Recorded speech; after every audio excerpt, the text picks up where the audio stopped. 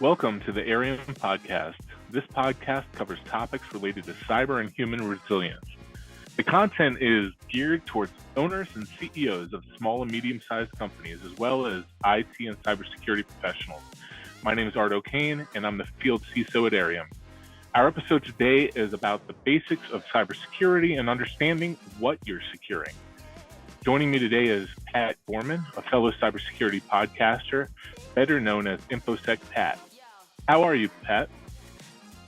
I'm doing well. Thank you so much for having me. I really appreciate this. And yeah, I'm doing well.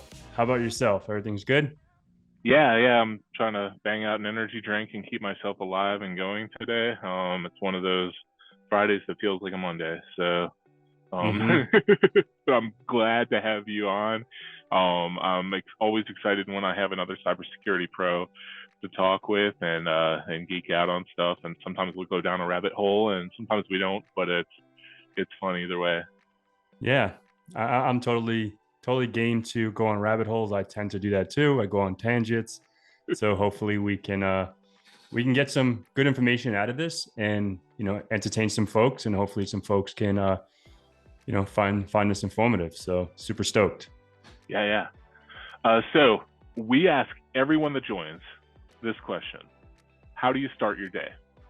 Yeah, and that's an interesting question. So when I wake up, literally, I depending on how hot it is outside, right? So because I'm down in South Florida, so like this morning was a little hotter than 2 days ago was like 60. Today was like 81. So I'll splash my face with water, brush my teeth, and go for a run. And then when I get back from the run, take a shower, and then I come downstairs into my office since I do work from home. And that's how I start my day. And how I end my day, I don't know if that's a question. After work, I go to the gym or I play hockey, and then I come home, shower again, and chillax. Awesome. I love seeing that, so many of the cybersecurity pros now are embracing, fitness. And, there was a long time when it wasn't.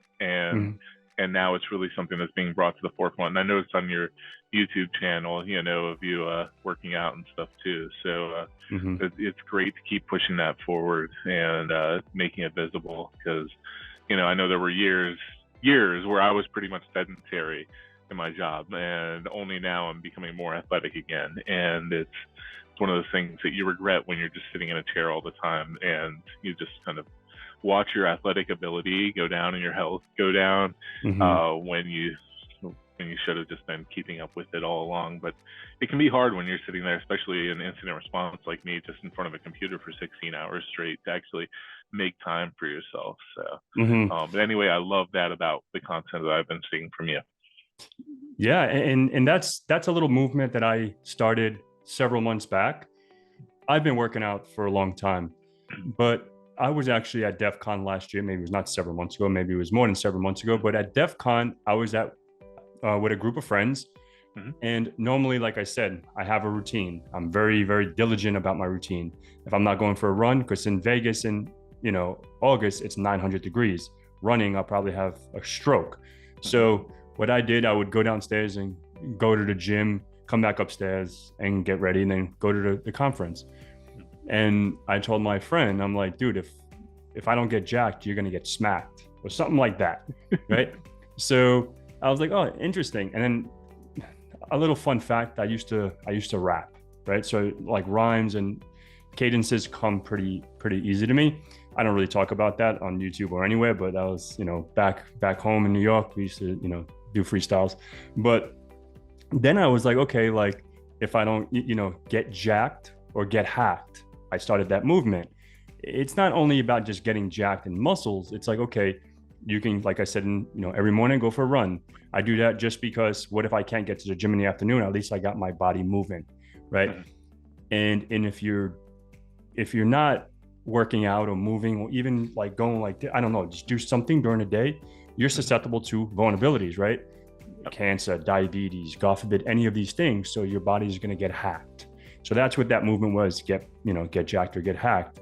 And and I started that last year, and I made some shirts and I gave them out, and it was pretty cool because like you said, a lot of people are getting into fitness. And it's good to see that, because typical nerds aren't known for looking a certain way, right? They're so prone to look like a certain thing. But when you see, whoa, that guy doesn't look like he works in IT, I want to say that there's no image in IT, right? Right. There's all shapes and sizes, I guess. But absolutely.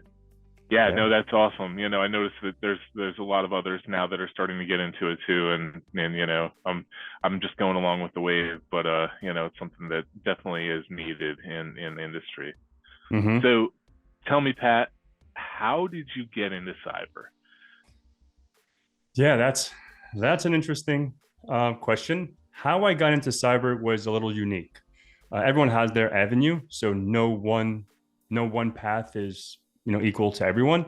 So I was a sysadmin, network engineer, a system engineer, whatever, the whole shebang before I got into cyber.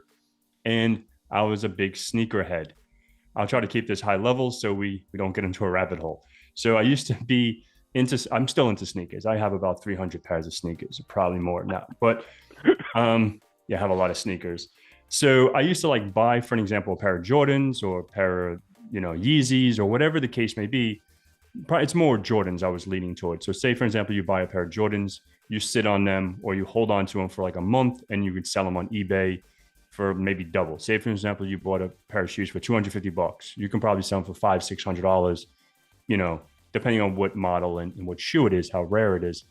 And I got $900 stolen. This was 12 years ago. And it was out of my PayPal account. So, and I was still an undergrad at this point, and I was studying information systems, nothing with security, right? Just doing my bachelor's for, IS. And so I was okay, I went to my counselor and I was hey, I want to be able to hack. Is that a thing? Is there something that I can learn how to do that? And they said it's called information system security.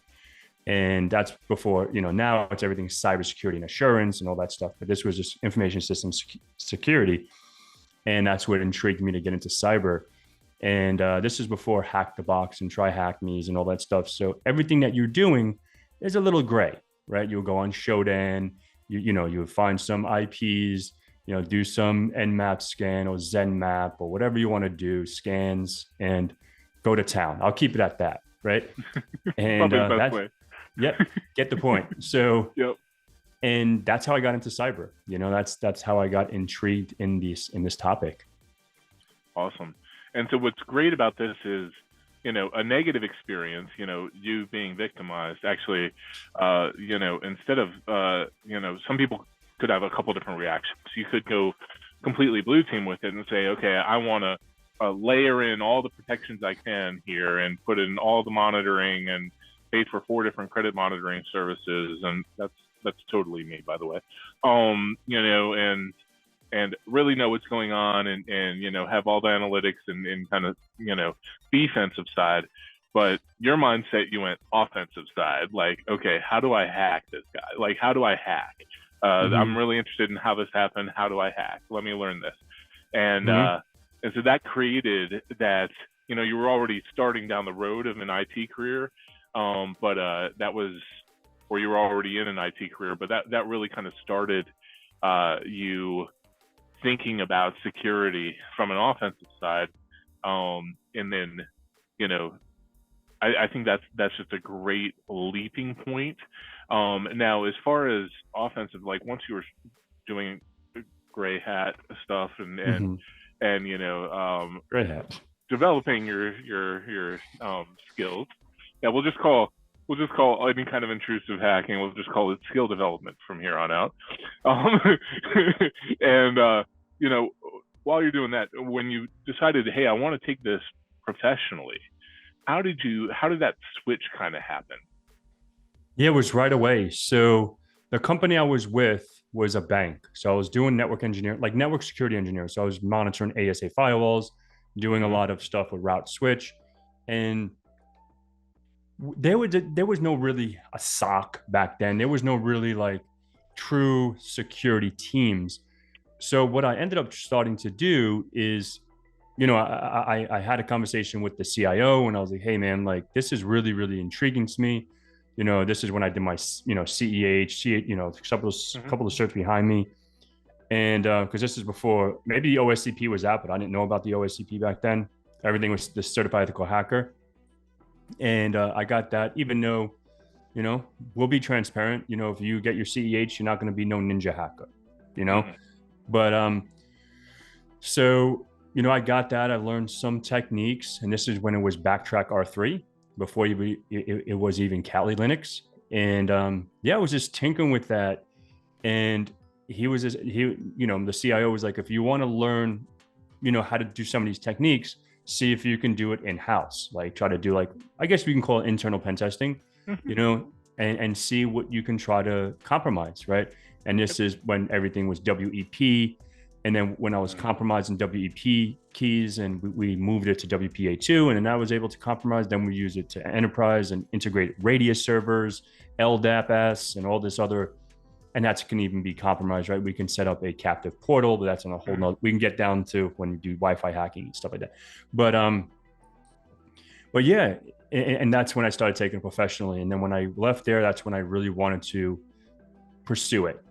I think that's really interesting, and it's something that is, you're probably grateful for looking back as you had an employer that embraced giving you opportunities, not only in training and certification, but actually letting you get your hands dirty with stuff. And where a lot of people might just be like, okay, no, we're going to keep you in the box. You're just going to look at firewall configs and make sure that those are set up right, and you're going to be our firewall guy for the rest of our MSP's existence, and just handle network management, rather than actually letting you get your hands dirty with security. And that is, kudos to that company for letting you do that. Not saying that they're perfect. Every company has problems, but it's that kind of allowed you to have a playground to be. So if you didn't have that playground, what would you kind of recommend to somebody who was kind of in that place and wants to progress? Kind of how should they look for an opportunity to build skill and learn skills? Awesome question. See, this was, again, 12 years ago, right? So today we have so many cool playgrounds, right? We don't have to do quote unquote gray box, whatever. What do you say? Career development, professional development. Now we have stuff like Try Hack Me, Hack the Box, Vuln Hub, playgrounds from OffSec. We have so many different avenues that we can test or test your skills. So what I would say, if you're brand new to, cyber, I assume that this person or whomever has some IT experience, and I'll try to get into both really quick. So if you have no IT experience, obviously learning some of the fundamentals like A+ Network Plus Security Plus, certification or not, understand that knowledge, right? And I would always recommend, I can only recommend what I've went through, right? I can't recommend something that I never seen or never did.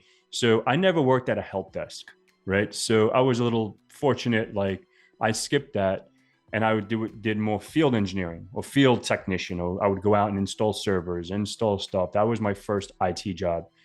And I would be with a partner or a colleague, and he would do all the configuring. I was probably like the gopher, you know what I mean? Like the B-boy, you know what I mean? So, and I would just rack and stack and patch in the, patch panels and all that stuff.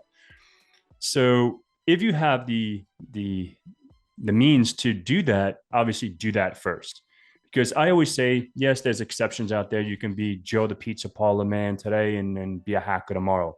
It's possible, right? I'm not saying there's nothing impossible, but you're going to miss a lot of fundamentals. And I've talked to people in the industry that, they never worked at, help desk. They never worked at even at sysadmins, but they're really successful hackers. But they're like, man, it took me a lot longer to compromise Active Directory because I never really worked with it, right? These are really smart people, so they caught on really quick, but just understanding that would be definitely beneficial. Yeah, I think that kind of leads me to another thought is, understanding what you're securing, and and we can go into that a little bit later too, but I feel like, the years I have as a background in being a Unix sysadmin, and then a Linux sysadmin, and then a Windows sysadmin, and then a network admin and a cloud admin, I feel like that understanding really gave me a leg up with security.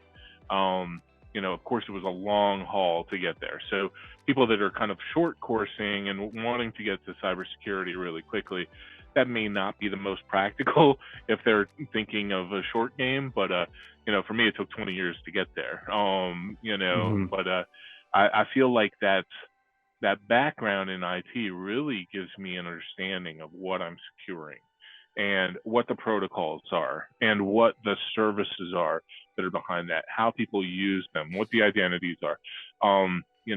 Without that understanding, you may understand that there's some vulnerabilities, and here's a POC of an exploit, and here's how to break this, but you may not really understand what that service is even doing, and what it's doing within the network, what its purpose is, and so that kind of base level understanding is really kind of hard to just get through the ether without that IT experience. Exactly. And I'm not saying I'm perfect, because I did that in the networking side, right? Before I did my CCNA, I knew how to do config T, interface, but I didn't really know what I was doing. I knew what I was doing to get this VLAN set up and have like the VLANs traverse the traffic through trunk ports and all that stuff, but I didn't really know what I was doing, right? Like what it actually was. Like I didn't know it was at layer 2, it was only MAC address. I didn't know what I was doing. I just did, I was just following a guide, and that's something I'm bringing that up, because don't just watch a video and just do Nmap, blah, blah, blah, blah, just because you're seeing that. Understand, if I'm doing SV service scan, what is it actually doing? -O, banner grabbing or OS detection or whatever you're doing with these switches, whatever command you're running, really understand what you're doing. Because on an interview, you will be asked, like if I'm saying, okay, Art, how can we, we're scanning this operating system. How, what is the switch for detecting the operating system, during an Nmap scan or whatever, right? So these, you may not know every single thing, and it's okay to say, oh, I don't know, but I can do Nmap -- help, so or grep operating system, right, and see where it resides in the man pages or whatever. But just having an understanding of that, like research and understand how to search that is important as well. Don't expect to know everything, and just be honest. That's the honest truth. Absolutely. I think that honesty goes a long way. To me, when I'm hiring, somebody that can troubleshoot and figure stuff out and is willing to dig in there to try to learn something is more important than really just the wide skill set. Because, in IR, when I'm hiring for IR, I need a really broad skill set, and it's a lot of times that's impossible to find, but I want people that I can throw in there and just know, like, whatever problem they have, they're going to Google, they're going to do whatever it takes to figure it out and get it done. And a lot of that comes in that interview, is seeing that they're honest about, hey, I don't know this, but I've done these things. And, anytime I've run into a problem where I don't know something, I get it done. I Google it, figure it out. So it's that goes a long way. And understanding how people can troubleshoot also, because some people will just give up or kind of troubleshoot the wrong way, and that's something that is important to kind of be able to detect through just talking to somebody in an interview too. So good pointer there. So let me kind of rerun back. We already went down this rabbit hole, but after talking about really how you got into cybersecurity and stuff, I know right now you have this YouTube channel, you kind of on the influencer side of things, and obviously you're working in cybersecurity professionally as well. Can you just kind of, when you talked about your, the fitness, initiative, can you kind of just give us a description of Pat now professionally and, influencer side, mentorships, what are you doing right now with cybersecurity? What's the impact on the community, and what is really kind of the steps forward for you? Yeah. So at the moment, I have so my day to day is I work as a director of offensive security. So managing, maintaining the offensive side of the organization, and also for our clients, right? So and my YouTube, obviously, just trying to make content and just try to help people out. And as far as the mentorship, like if you go to infosecpat.com, you can see like my consulting thing, and really mentoring folks, because I was always mentoring people. And I'm going to bring this up because it's critical for folks to know. As soon as I started getting a little bit of light shedded on me, like I'm the kind of person, I try to answer everyone, right? And when I had like maybe 1,000 subscribers, even 5,000 subscribers, maybe even 10,000 subscribers on YouTube, then I have like, almost 20,000 people following me on Instagram, then Twitter, and then Discord, and all these things. And I was trying to answer, God honest truth, like every single person. And what is that doing to me? That's disconnecting me from my loved ones, right? So I was taking a lot of time away. Like literally, like I would be in here. If I would be at the gym, I would be there answering a message or a comment or something like that. And a lot of it was like, stuff either on my video, or they're trying to build something, or they're trying to get into IT or cyber or networking, or whatever the case may be. And I just thought to myself, like, what is a way to really tackle this, to give back to the community, but be reinforced for what I'm doing for the community when it's taking time away from my daughter, taking time away from my family. So I'm like, okay, if I want to, spend an hour with you versus my daughter, I should be compensated, right? So that's why I was like, when I was small, it was okay. But now I'm still small. I'm still a guppy in the sea, but it's, I'm getting over probably 1,000 messages a day, even if it's on LinkedIn, everywhere. And now, obviously, about 3 months ago or 2 months ago, that's when I started the InfoSec Pat, mentorship and whatever. And literally in 2 months, I probably have over 50 people that have scheduled calls with me, right? So it's definitely I'm super grateful for it. But at the same time, like, okay, now I can manage that, right? Now, if you want to talk to me, just go to my calendar, set up a call, and that's the times I'm available. Outside of that, sorry, I love you, but I can't, right? So that was the whole movement there. And yeah, that was that. Yeah, awesome. I think of like mentorships as like it's a two-way relationship, obviously, and there's some commitment that's needed on their side. A lot of times when people kind of reach out, it's almost they're asking a specific question, a piece of information, and there's not really commitment from them on their side. It's really they're just looking to kind of get a brain dump from you. And in that case, I almost consider that more coaching than mentoring.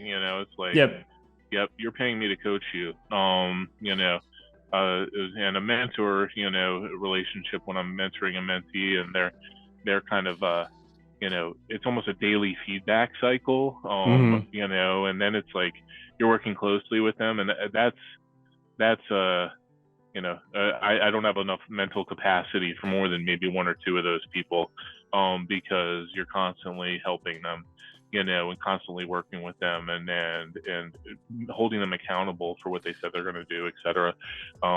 So yeah, but definitely I understand about the whole drain on your energy that does. When you're working with people, even if it's just simple questions, it just takes a lot out of you, and it doesn't leave much for the rest of you, to do the rest of your life. So yeah, absolutely. That's great that you've set that up though, and that you've given people an opportunity to, if they want to pay to for an hour of your time, if they can. That's great. Awesome. So when we're talking about like how people should get into cybersecurity, we talked about Hack the Box and other real like almost gamified learning platforms for hacking. Is that the starting point to get into cybersecurity, or is that more if you're offensive minded, or regardless of the mindset, is that where people should start? Let's say that they have some IT experience. What's your usual like advice for people? Yeah. So there's two things. If it's cyber, like, and I have this on a program because I had to develop this for the coaching stuff, right? So if you're going into IR or blue team, I'm gonna say blue team, red team, or offensive, defensive. So let's start off with the defensive stuff, because I get a lot more because there's more jobs on blue teams. That's the God honest truth. For anyone that's listening, you could be a cool hacker, but there's less jobs for you. Unless you work for a pen testing firm or you're a red teamer inside of an organization, it's gonna be harder. But for blue team, everyone in their mother needs their stuff secured. So I would always say is, set up your own home lab, right? I do this for multiple reasons, right? Because you get to set up your own lab, you get to learn some networking, natting and setting your stuff up, breaking it, because you're probably going to make mistakes, and you can't ping it because you forgot Windows firewall, or you have what is it, FWU in Linux? I think it's FWU, the firewall, and then you have to allow traffic. If it's whatever ICMP or if it's HTTP, whatever it is, you're gonna have to get in there and do it. So like set up like Security Onion, Elastic, some SIM stuff. You can do OSSIM for open source SIMs. And then what you can do is then you can have what's called like a attack and defend type thing, right?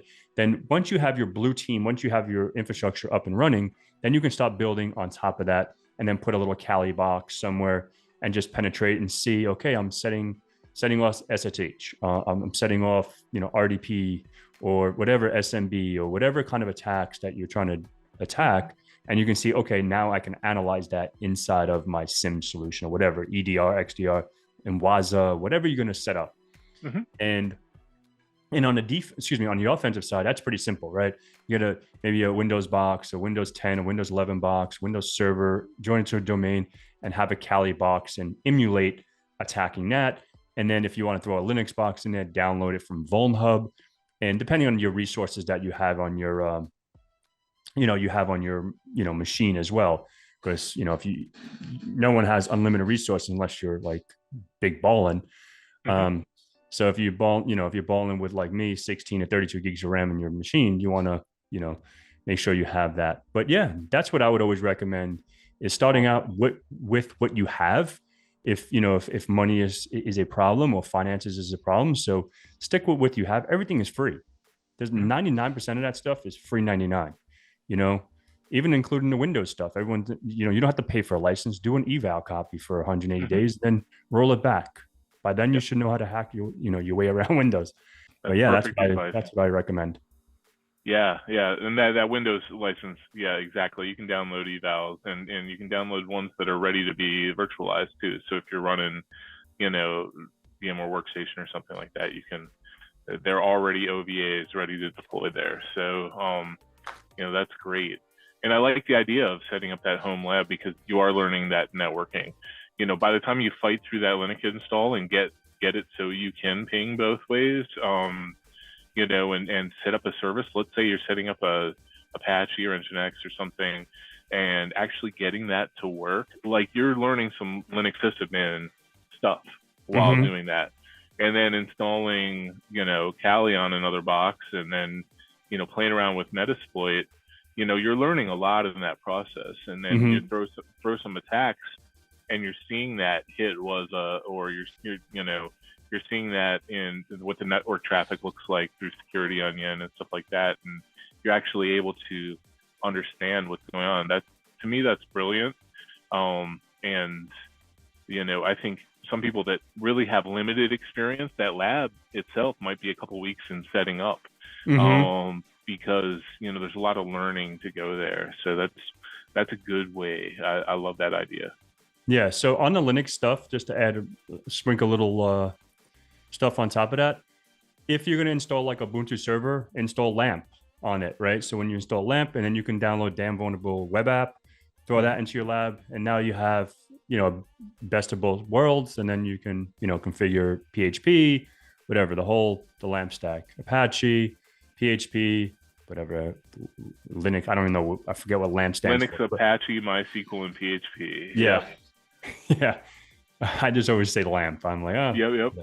Yep, exactly. So and installing is pretty simple, right? Just Google it, and it's pretty straightforward. I actually have a video on that on my channel. And I was setting up for my lab. And if you're running old WordPress installs and stuff, it gives you some chances to exploit WordPress too. Exactly. So using WP scan, exactly. Checking out some of your themes, and you'll be surprised. Not only old school, inside of your VMs, but if you're doing some testing or bug bounties or whatever, even if you have friends that have companies and they say, hey man, like what side are you running, or what backend application you're running, you can have Wapalizer or whatever to analyze what they're running. And if they're using WordPress, to say, hey, can I just, obviously get some authorization and see what you can do in the wild, with some stuff, and you can check that out as well. Obviously get the permission, because if they're running some kind of monitoring, and they're going to catch you, and you don't want to get in trouble just for even running an Nmap scan without, even you're doing some kind of active or passive reconnaissance. Just be careful. Absolutely. Yeah. Understand that, you trying to help your friend may be viewed as hacking, and, you don't want to get in trouble for that. So exactly. Yeah. Well, thank you so much for your time today. I feel like I could talk to you for hours, and, I feel like I should almost set up a stream and just, rap with you all day, but I'm sure that you'd have a lot of other conflicts going on to do something that long. But this was a great discussion. Please let people know where they can find you, Pat. Yeah. So pretty much everywhere and anywhere is InfoSec Pat, on YouTube, Instagram, Twitter. I don't really use TikTok. I don't really know how to use TikTok, to be honest. So, but I think I'm InfoSec Pat on TikTok. And I think that's all the social media is pretty much on. But yeah, it's pretty much just go to InfoSec Pat, and you can pretty much find me through all those little things. And I think I have a link tree on my, on my Twitter and a few places. So on LinkedIn, it's just Patrick Gorman. And also I have my InfoSec Pat company up on LinkedIn as well. Yeah, I know we're going to drop the links for this in the podcast episode, so that you guys will have that to reference when you're listening. So, when you're checking us out on YouTube, when you're checking us out on just audio, we'll make sure that those are in the description, so that you can find Pat. And his channel's amazing, and it's continuing to grow. Definitely something to pay attention to, especially if you're in information security. Also other stuff that's IT related, like Pat's a network geek, and he has stuff on VMware and stuff like that as well. So general IT resources are there as well. So he's definitely put out a ton of great content. So thank you everyone for listening. Please subscribe to this podcast on whatever platform you're listening on. New episodes will typically come out every other Wednesday. For more information on Airiam, visit www.airiam.com.